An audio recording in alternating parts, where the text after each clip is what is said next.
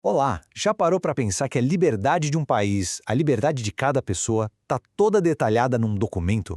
Pois é, hoje a gente vai mergulhar nos princípios da Constituição do Brasil, que é basicamente a fundação da nossa sociedade.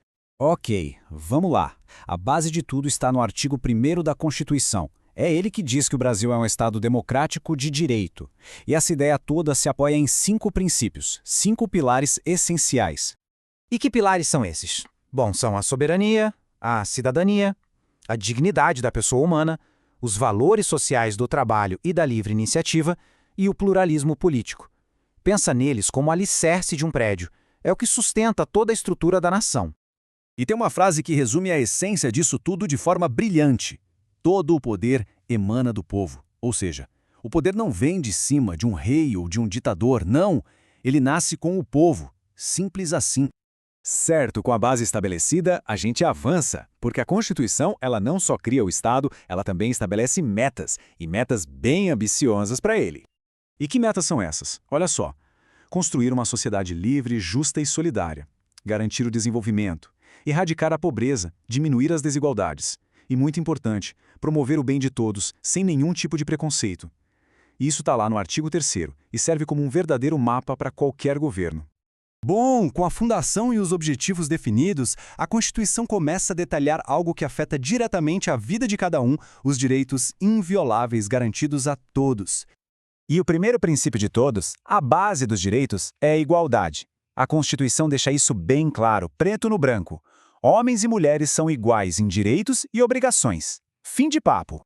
Além disso, existem direitos que criam uma espécie de escudo em volta da pessoa. A casa é um espaço sagrado, inviolável, a correspondência é secreta, a liberdade de ir e vir é garantida e, um ponto fundamental, ninguém, absolutamente ninguém, pode ser submetido a tortura ou a tratamento desumano. É a proteção da nossa esfera pessoal, da nossa dignidade.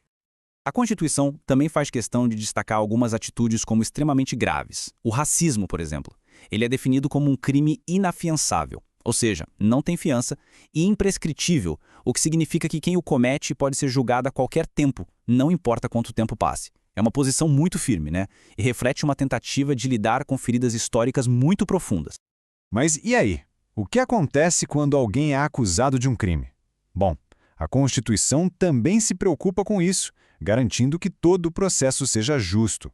O ponto mais importante aqui é o da presunção de inocência. Funciona assim: ninguém é considerado culpado até que a sentença seja final e não caiba mais nenhum recurso. É o que o pessoal do direito chama de trânsito em julgado. Até lá, a pessoa é inocente. Agora, e no caso de uma prisão? Aí a Constituição ativa um protocolo bem rigoroso para garantir os direitos da pessoa. O juiz e a família têm que ser avisados na hora. A pessoa presa precisa ser informada dos seus direitos, incluindo o famoso direito de permanecer em silêncio.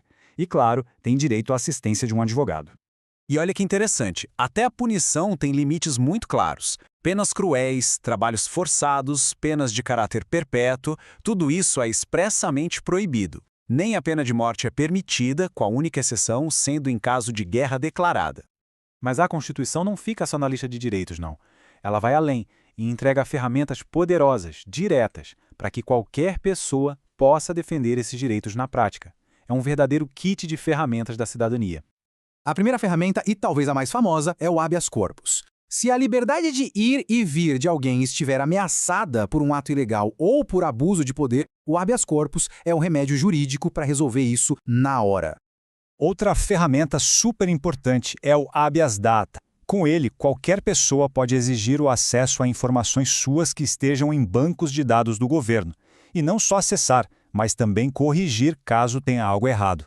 E tem também a ação popular, que é fantástica. Ela basicamente transforma qualquer cidadão num fiscal do bem público. Se houver um ato que prejudique o patrimônio público, o meio ambiente ou a moralidade administrativa, qualquer um pode entrar na justiça para anular esse ato.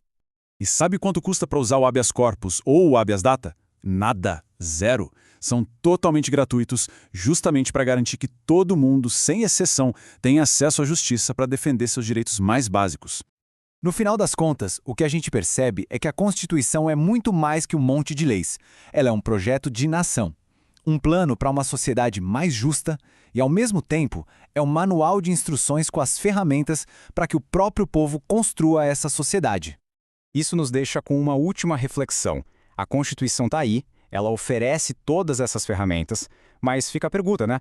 Como garantir que elas sejam realmente usadas para defender esses princípios todos no nosso dia a dia?